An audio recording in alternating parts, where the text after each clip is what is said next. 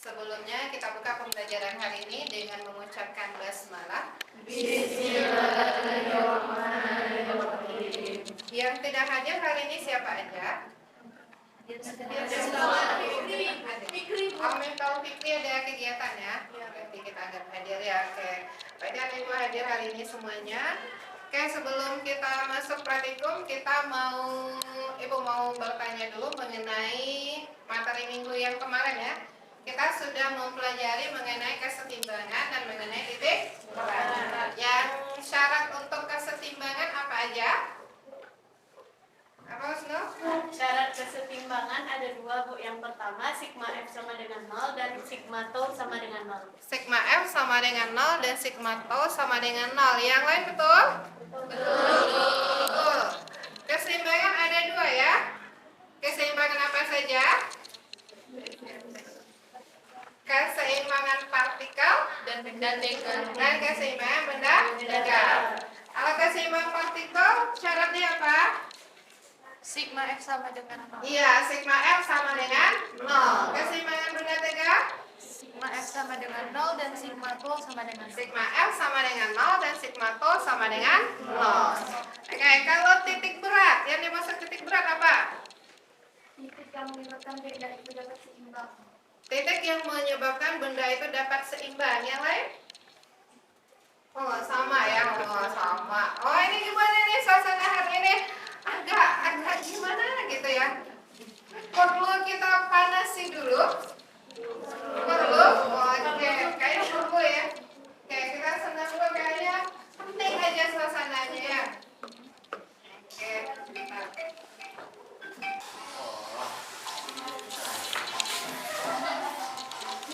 Gak apa-apa ya jajan ya.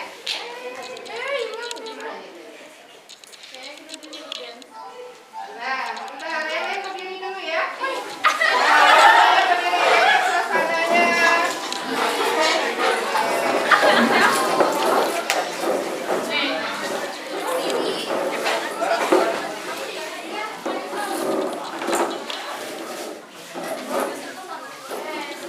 Kalau yang tidak goyang nanti kalau kedapatan ada satu yang ikut dia sendiri ya. Oke.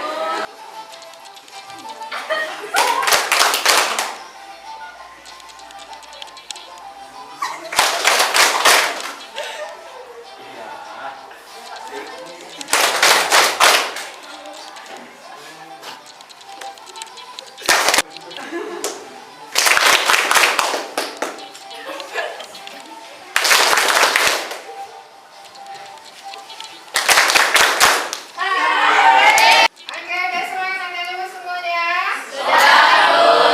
Oke, kita langsung besok praktikum hari ini ya. Kita akan praktikum kestabilan struktur bangunan. Oke, nanti di sini Anda akan menentukan konstruksi terbaik bangunan berdasarkan keseimbangan benda tegak. Jadi ada dua praktikumnya nanti. Jadi di sini kita akan membuat struktur bangunan anti gempa yang pertama. Kemudian yang kedua, Ananda Ibu akan disuruh merancang bangunan yang stabil. Nah, bangunan yang stabil akan kita perlombakan nanti. Siapa yang menang akan mendapatkan hadiah. Oke, semangat ya. Oke, silakan masing-masing kelompok ke depan. Satu ambil modulnya, yang satu lagi ambil alatnya. Boleh sama Bu Nia nanti ambil alat. Oke, silakan.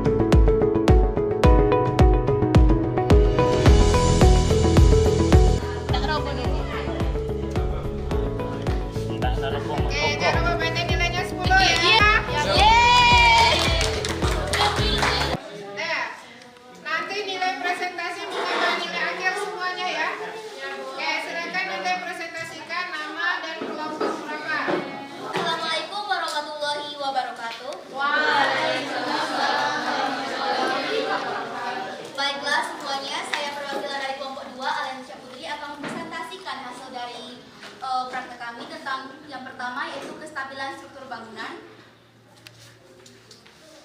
Di sini kita punya 3 bangunan, bangunan B1, bangunan B2, dan bangunan B3.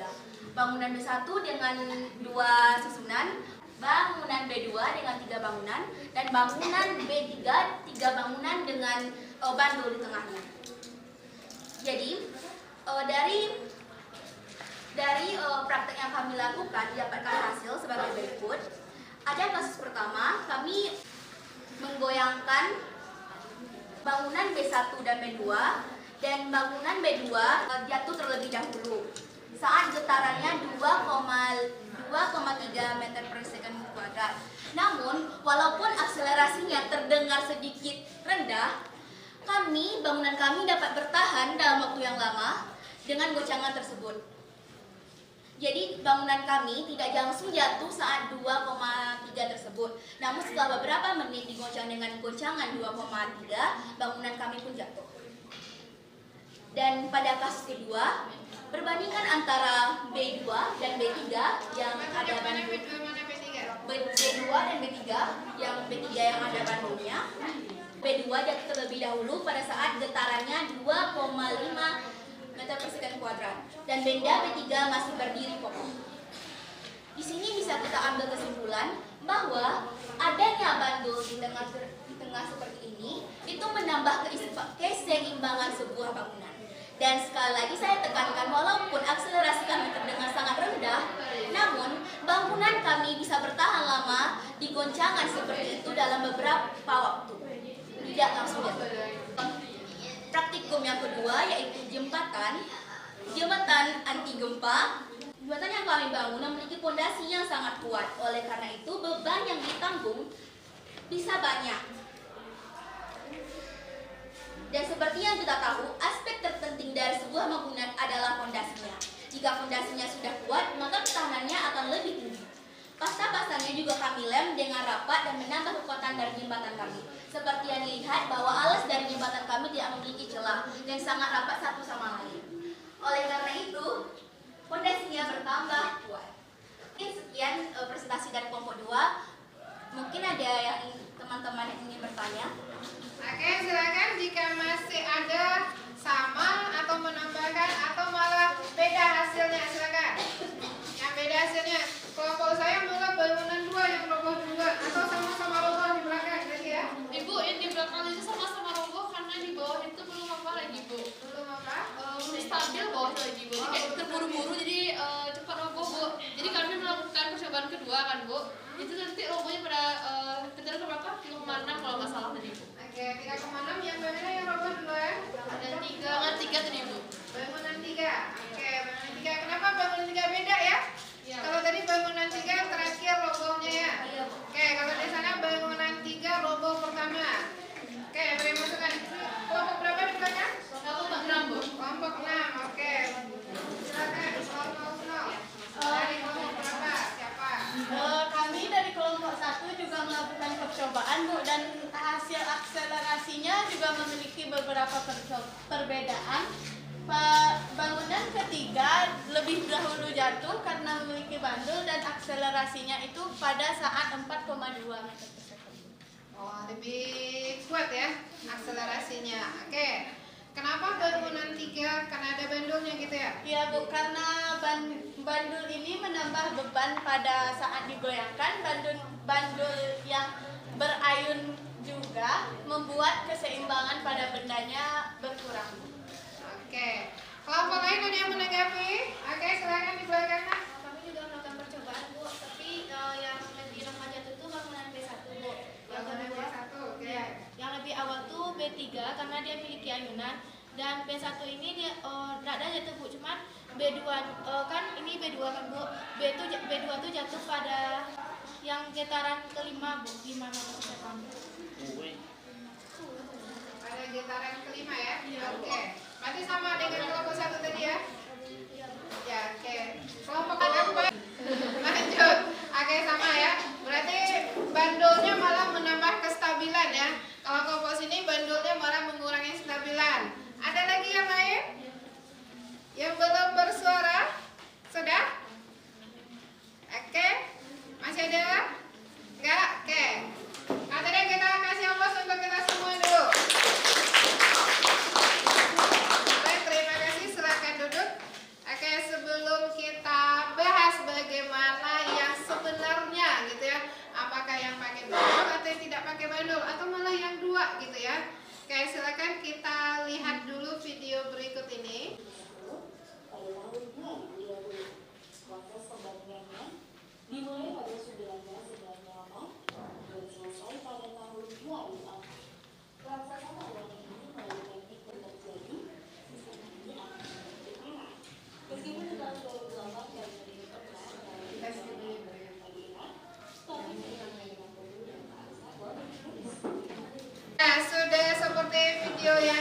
lihat itu bangunan anti gempa banyak pengaruhnya, mulai dari konstruksi bangunannya sampai nanti ide-ide konsep fisika yang ditambahkan dalam bentuk bangunannya.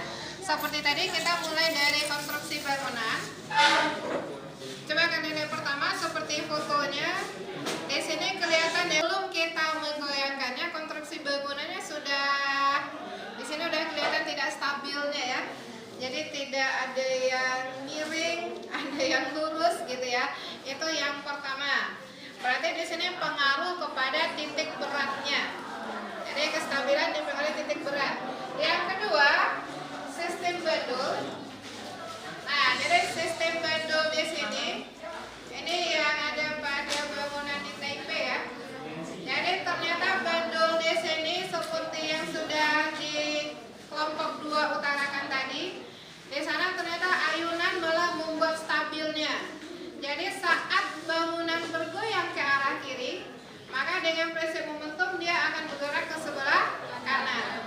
Nah, ada gaya sebelah kiri, ada gaya sebelah kanan, berarti di sana muncul sigma F sama dengan 0. Maka di sana dituju maka menuju keseimbangan.